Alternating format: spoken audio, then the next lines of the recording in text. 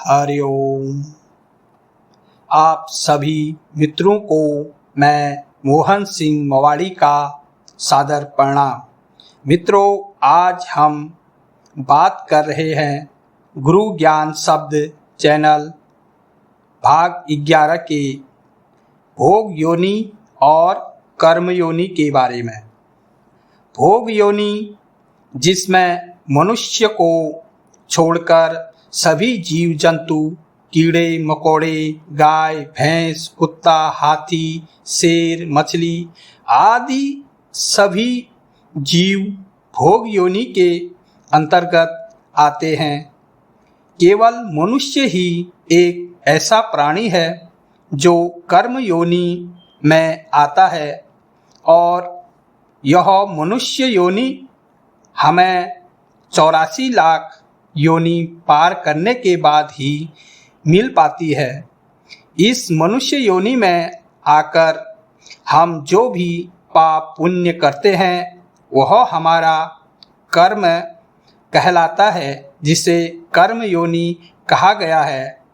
केवल और केवल इस कर्म योनि में आकर हम परमात्मा को पा सकते हैं, क्योंकि कर्म योनि ही एक ऐसा समय है जिसमें हम सत्कर्म व परमात्मा का भजन करके आत्मा को परमात्मा से मिला सकते हैं, व परमात्मा को पा सकते हैं। क्योंकि हम एक आत्मा हैं जो कि परमात्मा का ही अंश है और परमात्मा से ही आत्मा का जन्म हुआ है।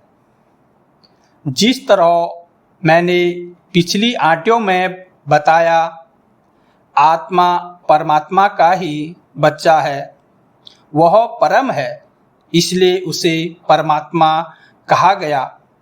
इस जीव आत्मा को कर्म योनि में आकर अगर परमात्मा को नहीं पाया या सत्कर्म नहीं किया तो फिर हम 84 लाख योनि को भोगने के बाद फिर से कर्म योनि में आना पड़ेगा। क्योंकि आत्मा और परमात्मा का मिलन केवल और केवल कर्म योनि में ही किया जा सकता है, यानी कि इस मनुष्य योनि में। इसलिए सब योनियों में केवल मनुष्य योनि को ही सर्वश्रेष्ठ बताया गया है। दूसरा है भोग योनि। भोग योनि कोई अलग योनि नहीं है, यह तो कर्म योनि में आकर परमात्मा को नहीं पा सके या अपने पाप कर्म के कारण किए गए कर्मों को भोगने के लिए हमें भोग योनि में आना पड़ता है, या फिर ये कहें हमें भोग योनि में धकेला जाता है। भोग योनि मतलब भोगने के लिए जो भी हमने कर्म योनि में किए गए पाप कर्म ब्याज के साथ हमें भोगना पड़ता है। जैसे गाय भैंस या कुत्ते को ही ले लो। कुत्ता अगर किसी को काट ले तो उसमें उसका कोई कर्म नहीं बनेगा, क्योंकि कुत्ता भोग योनि में है। इसमें उसे कोई पाप नहीं लगेगा। भोग योनि तो केवल भोगने के लिए है। ज़्यादा से ज़्यादा इसी में 2-4 डंडे खा लेगा, पर उसका हिसाब परमात्मा के खाते में कुछ भी नहीं रहेगा। अगर वही कुत्ता अच्छा कर्म करे, सुबह सुबह भगवान का भजन कर ले, तो भी उसको कर्म का कोई हिसाब नहीं रहेगा, क्योंकि भोग योनि में केवल भोगने के लिए ही है। वहीं कर्म योनि कर्म करके ही मनुष्य अपना भोजन अपने पसंद से तैयार करता है, अपनी रहन सहन की व्यवस्था तथा अपने बच्चों के बारे में तक सोचता है, पर भोग योनि में उन्हें जो कुछ भी खाने को दिया जाए या मिलता है वह उसी को ग्रहण करते हैं।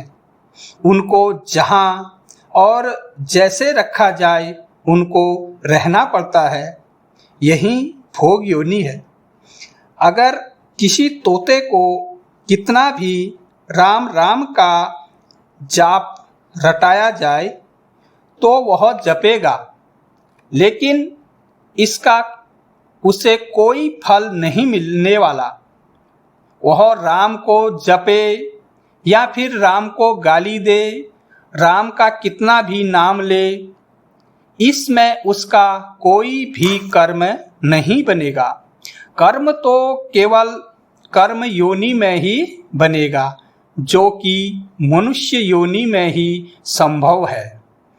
इसलिए मित्रों व संतों, यह मनुष्य जीवन बहुत अमूल्य है। इस 84 के चक्कर में से बचें।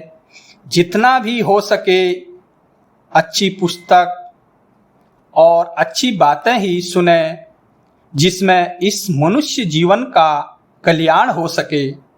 मनुष्य जीवन इतनी आसानी से नहीं मिलता है, इसलिए समय रहते ही इसका सदुपयोग करना चाहिए।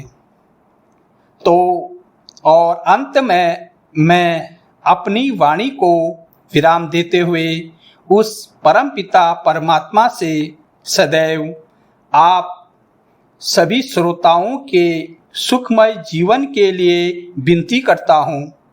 जो लोग इस चैनल पर नए जुड़े हैं तो गुरु ज्ञान शब्द चैनल को लाइक, सब्सक्राइब व शेयर जरूर करें।